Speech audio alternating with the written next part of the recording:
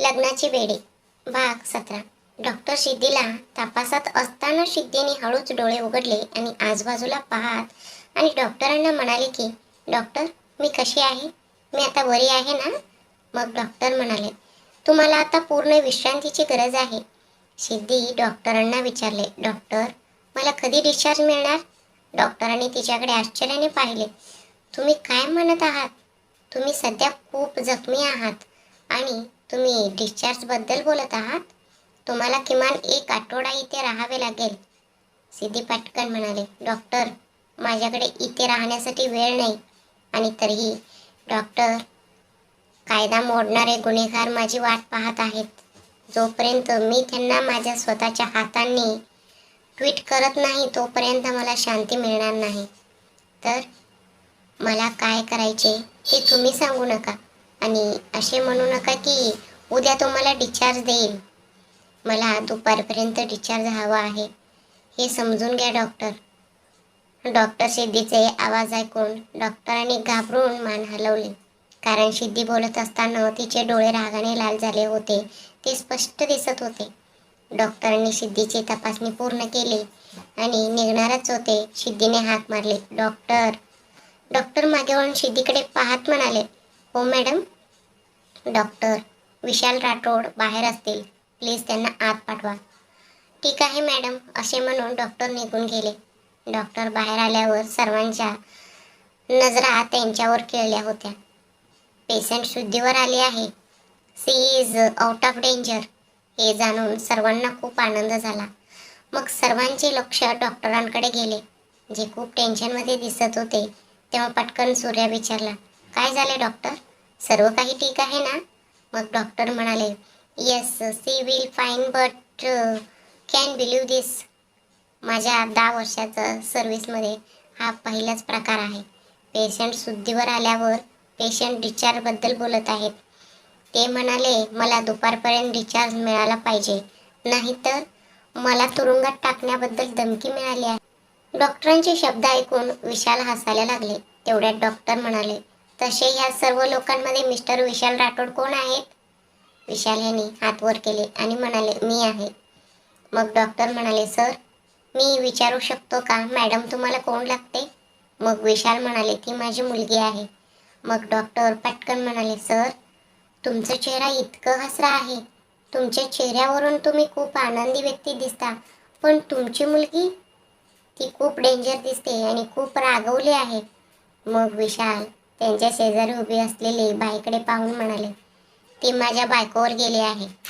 मग डॉक्टर म्हणाले, ठीक आहे सर, तुम्ही आतमध्ये जा, मॅडम तुम्हाला बोलवत आहेत. जेव्हा शौर्यने ऐकले की सिद्धी शुद्धीवर आली आहे, त्याच्या जीवात जीव आले. जेव्हा शौर्यने सिद्धीने डॉक्टरांना दुपारपर्यंत डिस्चार्ज द्यावा असे सांगितले, तेव्हा शौर्यच्या चेहऱ्यावर हास्य उमटले. पण त्यासोबतच त्याच्या चेहऱ्यावर दुःखही उमटले, कारण आता तो सिद्धीला कसे तोंड देईल? आता त्याला अधिकारही नाही. शौर्य अजूनही विचारात मग्न असतानाच त्याने नेहाचा आवाज ऐकला. शौर्य लगेच सावध झाला. शौर्यने नेहा नरेंद्रला सांगत असल्याचे ऐकले. मला विश्वासच बसत नाहीये, ही आमची प्रभा आहे. शौर्यने हे ऐकताच तो पटकन नेहाजवळ गेला आणि म्हणाला, छोटी आई, ही आमची प्रभा आत्या आहे का? मग नेहाने मान हलवले. शौर्यने हे ऐकताच त्याच्या समोर उभी असलेली बाई ही शौर्यची प्रभा आत्या आहे. तेव्हा तो पटकन नेहाजवळ गेला आणि मागून तिला हाक मारली, आत्या. जेव्हा प्रभा हा आवाज ऐकला तेव्हा ती तिच्या जागीच थांबले. ती स्वतःला नियंत्रित केले आणि मागे वळले. शौर्यला समोर पाहून ती गोंधळून त्याच्याकडे पाहत होती. तेवढ्यात प्रभा जे स्वतःला सावरत म्हणाले, कोणती हत्या? कुणाची हत्या आहे? मी कोणाची हत्या नाही. प्रभाचे शब्द सर्वांना खूप त्रास देत होते. मग शौर्य पुन्हा म्हणाला, तू आमची हत्या आहेस. तुला जे बोलायचं आहे ते बोलू शकतेस, पण तू आमची हत्या आहेस. मी तुला आता सांगितले होते की मी कोणाची हत्या नाही आणि मी तुमच्यापैकी कोणालाही ओळखत नाही. मग नरेंद्र पुढे आले. नाही प्रभा, असे म्हणू नकोस. आम्ही सर्वजण तुला भेटायला आतुर आहोत. प्लीज प्रभा, तेवढ्यात आजोबा त्यांच्या काठीचं सहाय्याने उठले आणि म्हणाले, नरेंद्र जाऊ दे. जर तिला तिच्या म्हाताऱ्या वडिलांबद्दल दया येत नसेल, कारण तिला काय माहीत तिच्या आठवणीत मी किती त्रास सहन केला आहे, तर ती आपल्यापैकी कोणाला का ओळखेल. तेव्हा ते अजूनही हे सर्व बोलत होते तेव्हा दरवाजा उघडला. विशाल बाहेर आले आणि सर्वांकडे पाहत म्हणाले, तुम्ही सर्वजण आत येऊन तिला भेटू शकता. हे ऐकून सूर्य म्हणाला, मी आधी जातो. तो इतक्या उत्साहाने आत गेला. तेवढ्यात आजोबा म्हणाले, मलाही तिला भेटायचे आहे. सर्वजण हळूहळू सिद्धीला भेटण्यासाठी आत गेले. विशालेने सिद्धीच्या शेजारी बसले होते. ते तिच्याशी काहीतरी गुप्त गोष्टीबद्दल बोलत होते. सर्वांना आत येताना पाहून ते शांत झाले. सिद्धीची नजर आजोबांच्या वर पडली तेव्हा तिने विशाल यांना इशारा केला. सर्व काही ठीक करण्यासाठी मी काय करू? आजोबा आत येत असे म्हणाले. तेव्हा सिद्धी म्हणाली, आजोबा तुम्ही काहीही करू नका. तुम्ही माझे आजोबा आहात आणि तुम्ही नेहमीच माझे आजोबा राहाल. हे सत्य कुणीही बदलू शकणार नाही. सर्वांना भेटून झाल्यानंतर प्रभा थोड्या अंतरावर उभी होती. सिद्धी प्रभाला पाहून म्हणाली, आई माझ्याकडे ये. मला तुझी ओळख कुणाशी तरी करून द्यायची आहे. तेवढ्यात आजोबा म्हणाले, बाळा कुणाला भेटण्यासाठी ओळख बदलण्याची गरज नाही. त्याने हे प्रभाला म्हणाले होते. प्रभाच्या डोळ्यात पाणी होते. तेवढ्यात सिद्धी म्हणाले, आजोबा तुम्ही स्वतःची काळजी घ्या. मी लवकरच तुम्हाला भेटायला परत येते. कारण आता मला जाणे खूप महत्त्वाचे आहे. मला काही इम्पॉर्टंट काम पूर्ण करायचे आहे. मग आजोबा म्हणाले, पण बाळा तुला सध्या बरे वाटत नाहीये आणि तुला खूप दुखापतही झाली आहे. अहो आजोबा खरं सांगायचं तर मला सध्या इथे गुदमरल्यासारखे वाटत आहे, म्हणून मला जायचे आहे. भाई दवे आजोबा तुमच्या मुलीला भेटून कसं वाटलं? सिद्धी असं म्हणताच आजोबांच्या चेहऱ्यावर हलकसं हास्य उमटलं. मग आजोबा म्हणाले, पण बाळा तिने आम्हाला ओळखण्यास नकार दिला. आजोबा आई सध्या थोडी रागवली आहे, पण लवकरच सगळं ठीक होईल. आणि आजोबा हे सगळं काही लोकांमुळे घडलं. मी लवकरच त्या सर्वांचे चेहरा तुमच्यासमोर उघड करेन. सर्वजण भेटत असताना विशाल तिथे बसून प्रभाकडे पाहत होते. तेवढ्यात सुरेश विशाल जवळ आला आणि त्याने बाबाला म्हणाला, बाबा आईला अशा प्रकारे पाहू नका, नाहीतर आईला नजर लागेल. बर आमची आई लाखात एक आहे, म्हणून तिची बरोबरी कुणीच करू शकत नाही. हे ऐकून विशाल त्यांचा चेहरा हास्याने उजळला. तू अगदी बरोबर बोलत आहेस. आमचे प्रभा सारखे कोणीच नाही. बाजूला उभा असलेला शौर्य सर्वांचे संभाषण ऐकत होता. त्याच्या चेहऱ्यावर हलकेसे हास्य होते. सिद्धीबद्दल तो जे काही डॉक्टरांच्या तोंडून ऐकला होता त्यावरून स्पष्टपणे दिसून येत होते की जेव्हा त्याने तिला समजवण्याचा प्रयत्न करेल तेव्हा तो खूप अडचणीत येईल. दुसरीकडे प्रदीप हॉस्पिटलमधून पळून गेला होता आणि मुंबईमधील एक निर्जन जागी पडक्या बंगल्यात लपला होता. विजय आणि जतीन त्याच्या पळून जाण्याची बातमी ऐकल्यापासून त्याचा पाठलाग करत होते. प्रदीप मनात विचार केला, जर मी एकदा या सर्वांपासून सुटलो तर मी त्या बाईला चांगलीच अद्दल घडवेल. तो त्या पडक्या घरात बसला आणि विचार करू लागला, पण मी आधी असा नव्हतो. जेव्हा तू माझ्या आयुष्यातून निघून गेलीस तेव्हा मी माझे संपूर्ण जग गमावले. मी तुझ्यावर खूप प्रेम करतो, पण हो मला तुझ्या आणखी जास्त द्वेष आहे. फक्त तुझ्यामुळेच मी इथे एक अनामिक जीवन जगत आहे. जर मी तुला कुठेही भेटलो तर मी माझ्या द्वेषाचा बदला घेईन आणि मग मी तुझ्यावरील माझा प्रेमाचा बदला घेईन. दुसरीकडे विशाल यांचा फोन वाजला. त्याने त्यांचा फोन काढला आणि पाहिले की तो एक महत्त्वाचा कॉल होता, म्हणून ते बोलत बोलत बाहेर गेले. दरम्यान शौर्य सूर्याशी काहीतरी बिझनेस रिलेटिव्ह बद्दल बोलत होता. बेडवर पडलेली सिद्धी डोळे मिटून होती, पण काहीही बोलत नव्हती. इथे विशाल फोनवर बोलून झाल्यानंतर सिद्धीकडे आले तेव्हा त्याने तिला सांगितले की बाळा जाणे खूप महत्त्वाचे आहे. मग सिद्धी पटकन म्हणाली, डिस्चार्ज मिळाला आहे का? हो पेपर तयार आहेत बाळा. मग सिद्धी म्हणाली, बाबा हॉस्पिटलच्या छतावर हेलिकॉप्टर बोलवा. तेवढ्यात आलोक आले आणि म्हणाले, बाळा तुला डिस्चार्ज मिळाला आहे का? एवढ्या लवकर का चालली आहेस? विशाल म्हणाले, हो हो जाणे महत्वाचे आहे, पण जर ती खूप उशीर प्रवास केली तर तिला हालचाल करण्यास खूप त्रास होईल. मग आलोक म्हणाले, आणि अशा परिस्थितीत आज डिस्चार्ज घेणे योग्य नाही. डॉक्टरांना भेटणे खूप महत्वाचे आहे. हे ऐकताच विशाल सिद्धीकडे पाहू लागले. सिद्धी म्हणाले, बाबा तुम्ही बरोबर बोलत आहात, पण आता मला जाणे खूप महत्वाचे आहे. तेवढ्यात सूरज पटकन आत आला आणि सिद्धीकडे पाहून म्हणाला, दीदी तिसऱ्या मजल्यावर आग लागली आहे. आगीबद्दल ऐकताच सर्वांच्या डोळे विस्फारले. शौर्य वरडला, म्हणजे शिया आणि श्यामली आणि त्या सगळ्या मुली तिसऱ्या मजल्यावर आहेत? नरेंद्र थोडे घाबरले आणि म्हणाले, शौर्य काहीतरी लवकर कर आणि त्यांना वाचव. मग आजोबा म्हणाले, बाळा तू जा आणि परिस्थिती कशी आहे ते बघ. शक्य तितक्या लवकर त्या सर्वांना बाहेर काढ. तेवढ्या सिद्धी म्हणाले, एक मिनिट, तुम्ही सगळे इतक्या लवकर का घाबरत आहात? सूर्या तुम्ही दोघे, राघव तुम्ही शिया आणि श्यामलीला ओळखता. सूर्या तू त्यांना ओळखत नाही. तिथे 30 मुले आहेत. तू राघव सोबत जाऊन शक्य तितक्या काळजीपूर्वक त्या सर्वांना बाहेर काढा आणि नंतर त्यांना थेट दिल्लीला पाठवा. मग सिद्धी म्हणाले, बाबा. मग विशाल म्हणाले, हो सांग तू काय म्हणत आहेस? बाबा मी विचारत होते की माझा फोन कुठे आहे. विशालने पटकन सिद्धीचा फोन दिले. मग सिद्धी म्हणाली, आणि माझा लॅपटॉप? त्याने तो पटकन तिच्याकडे ठेवले. बाबा ती आलोक यांना म्हणाले, तुम्ही सगळ्यांना मेन्शनमध्ये घेऊन जा.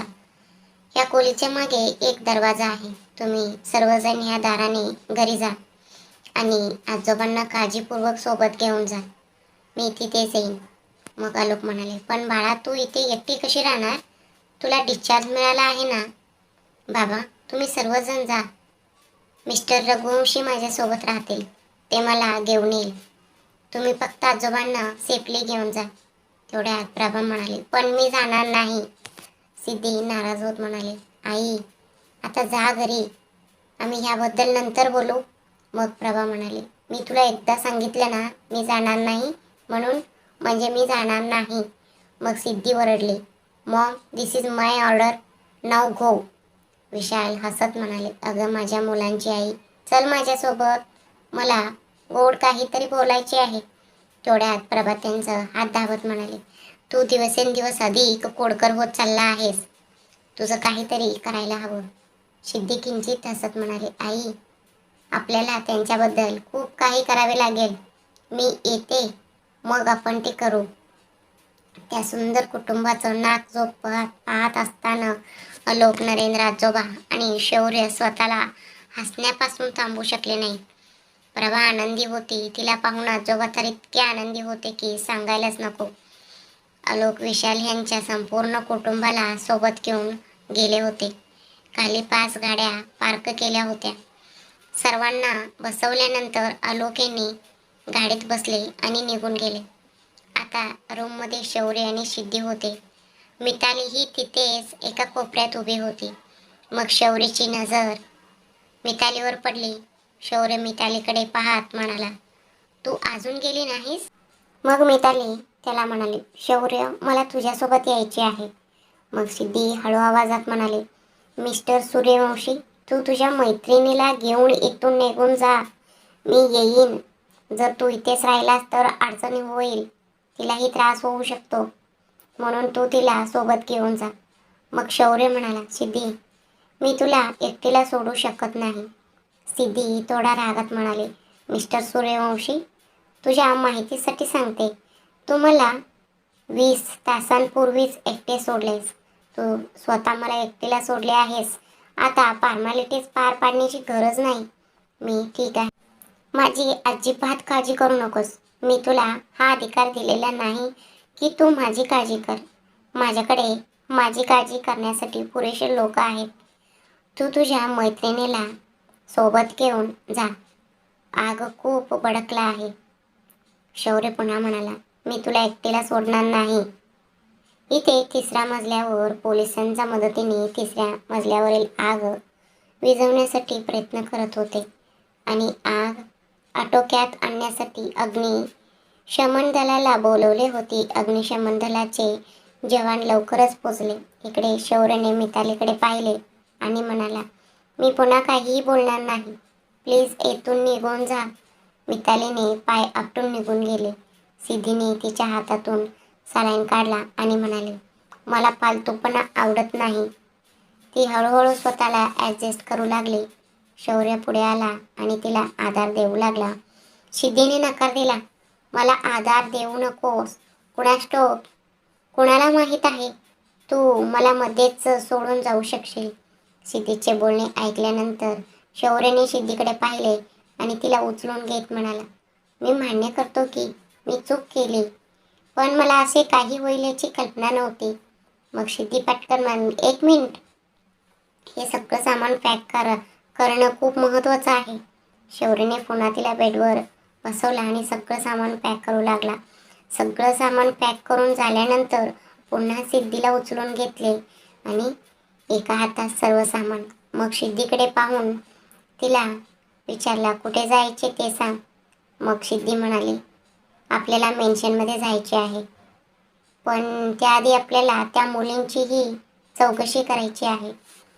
मग शौर्यने सूरजला त्याच्या फोनवरून फोन केला. सूरज म्हणाला, सर्व मुली सुरक्षित आहेत, पण मला एक मुलगी सापडत नाहीये. मग सिद्धी म्हणाली, कोणती मुलगी हरवली आहे? मग सूरज म्हणाला, जी तू वाचवली होतीस. शिया सापडत नाहीये? हो, पण ठीक आहे, तू जा, मी पाहतो. शौर्य सिद्धीसोबत खाली आला. त्याने हळूच गाडीचा दरवाजा उघडला आणि सिद्धीला त्यात बसवले. मग तो दुसऱ्या बाजूला आला आणि ड्रायव्हरच्या सीटवर बसला. सिद्धी शौर्यला म्हणाले, मिस्टर सूर्यवंशी, मोबाईल फोन आणि लॅपटॉप द्या. शौर्य तिला मोबाईल आणि लॅपटॉप देत म्हणाला, पण तू सध्या पुरेसं कामासाठी स्टेबल नाही आहे. सिद्धीने शौर्यकडे पाहिले. मग शौर्यने लॅपटॉप आणि मोबाईल फोन उचलला आणि सिद्धीला दिला. सिद्धीने लॅपटॉप तिच्या मांडीवर ठेवला आणि बोटे हलवू लागली. सिद्धीचे बोटे लॅपटॉपवर अशी हलत असल्याचे पाहून शौर्यचे डोळे आश्चर्याने विस्फारले. सिद्धीची बोटे तो मोजू शकत नव्हता. ती कधी आणि कुठे बटणे दाबत होती आणि सर्व काही करत होती. सिद्धीला इतके इंटेलिजंट पाहून शौर्य तिच्याकडे पाहतच राहिला. मग सिद्धीने शौर्यला म्हणाले, तू मला न पाहता गाडी चालवू शकत नाही का? तुझे लक्ष समोर असायला हवे. शौर्य पटकन म्हणाला, मला माफ कर. मग त्याने घाईघाईने पुढे पाहिले. सिद्धीने थोडेसे हसले, पण तिने तिचे हास्य लपवले, जेणेकरून शौर्य ते पाहू शकेल.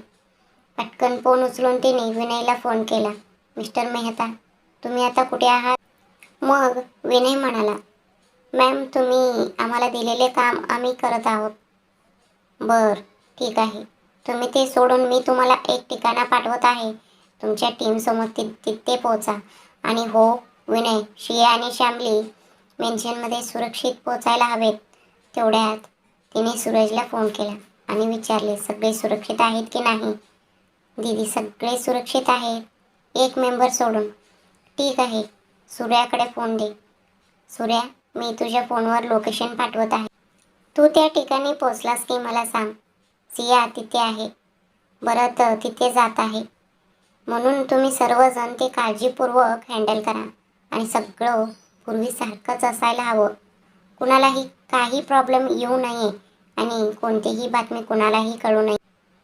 तिच्या शेजारी गाडी चालवणाऱ्या शौर्यला सिद्धी काय म्हणत आहे ते ऐकू येत होतं. तेवढ्या समोर पाहणाऱ्या सिद्धीने शौर्यला थांबवलं आणि म्हणाले, गाडी ते थांबव. सिद्धीच्या बोलण्याने अचानक शौर्य गाडी थांबवू लागला. काय झालं? तू अशी का गाडी थांबवलीस? तेवढ्यात दोन माणसे गाडीजवळ आले. तिने त्या माणसांकडून काही सामान घेतले. पुन्हा ती शौर्यकडे पाहून गाडी चालू कर म्हणून सांगितले. शौर्य तिला विचारले, हे दोघे कोण आहेत? मग सिद्धी म्हणाली, तेही वेळ आल्यावर कळेल. शौर्यची गाडी थोड्याच वेळात मेन्शनमध्ये आली. सिद्धीने शौर्यकडे पाहिले आणि म्हणाले, मला ह्या गाडीत थोडा वेळ बसायचे आहे. शौर्य काहीच बोलला नाही. फक्त होकारार्थी माना लावली. शौर्याचा इशारा समजून सिद्धीने तिचे काम करायला सुरुवात केली. शौर्य सिद्धीकडे पाहत विचार करत होता, तू काय आहेस? जर तुझी इतकी मोठी प्रतिष्ठा होती तर मग तू लग्नाच्या ठिकाणी कशी पोचलीस? आणि सर्वात महत्त्वाचे म्हणजे तू प्रभातेची पोरगी आहेस. सिद्धी तिचे काम करत होती. त्याच्याकडे न पाहताच त्याला म्हणाले, मिस्टर सूर्यवंशी, तुला जे काही विचारायचे आहे ते विचार, नाहीतर मी तुला नंतर संधी देणार नाही. सिद्धीच्या बोलण्याने शौर्य घाबरला आणि मनात म्हणाला, तिला कसे कळले की मी काय विचार करत आहे? मग सिद्धी म्हणाली, हो, मला कळते तू काय विचार करत आहेस. मग शौर्य म्हणाला, मी पण तेच विचारतोय. तुला कसे कळते की मी काय विचार करत आहे? सिद्धी त्याला म्हणाले, तुला काय विचारायचं आहे ते एकदाच विचार. मग शौर्य म्हणाला, तू त्या लग्नात कशी पोचलीस आणि तू माझ्याशी लग्न कसे केलेस? तू नको असेल तर तू लग्न थांबवू शकले असतेस आणि तू ते होऊ दिले नसतेस. मग तू मला लग्न करण्यापासून का अडवले नाहीस? तेव्हा सिद्धी म्हणाले, आता मी तुला एकच प्रश्नाचे उत्तर देऊ शकेन. मग आधी तुला कोणत्या प्रश्नाचे उत्तर जाणून घ्यायचे आहे? ती असं म्हणता शौर्य सिद्धीकडे पाहत होता. तू माझ्याशी लग्न का केलेस? ह्या प्रश्नाचे. मग शौर्य म्हणाला, तुला नको असेल तर तू लग्न थांबवले असतेस, पण तू का थांबवले नाहीस? मला ह्या प्रश्नाचे उत्तर हवंय. मग सिद्धी म्हणाले, कारण मला तू माझ्याशी लग्न करावं अशी माझी इच्छा होती. कारण मला कुणाचे तरी वचन पूर्ण करायचं होतं. कोणीतरी मला तुझ्याशी लग्न करावं अशी त्यांची इच्छा होती. त्याने खूप मोठ्या मनाने आणि खूप समर्पणाने विनंती केली होती. शौर्य सिद्धीचे बोलणे ऐकून काही न बोलता फक्त सिद्धीकडे पाहत राहिला. त्याने प्रत्येक प्रार्थनेत ही एक इच्छा मागितली होती. मग त्यांना माहीत नव्हते की त्यांची प्रार्थना मान्य झाल्यानंतरही ती व्यर्थ जाईल. त्यांना हे देखील माहीत नव्हते की त्याला इतके संस्कार शिकवूनही तो खूप वाईट माणूस बनला आहे. मला माहीत नाही की माझ्याबद्दल काय विचार करून आणि मला तुझ्याशी लग्न करण्याची खूप त्यांना घाई होती. तेवढ्या शौर्य म्हणाला, एक मिनिट थांब, तू काय म्हणत आहेस? मग सिद्धी म्हणाले, हो, हे सत्य आहे आणि मी तुला फक्त ते सांगत आहे जे तू मला विचारले आहेस. मग शौर्य म्हणाला, आणि तू कोणाबद्दल बोलत आहेस ज्याने तुला हे सगळं सांगितलं? तुझ्याकडे विनंती केली? तू प्रभा त्याबद्दल बोलत आहेस का? मग सिद्धी म्हणाले, नाही, मी तिच्याबद्दल बोलत नाहीये, दुसरी कोणीतरी आहे त्यांच्याबद्दल बोलत आहे. पण सध्या माझ्याकडे त्यांच्याबद्दल सांगायला वेळ नाहीये. वेळ येईपर्यंत थांब, मी तुला त्यांच्याबद्दलही सांगेन. खरं तर मी तुला त्यांची ओळख करून देते. तर त्यांच्याबद्दल पुन्हा बोलू नकोस. तर तुझा पुढचा प्रश्न विचार.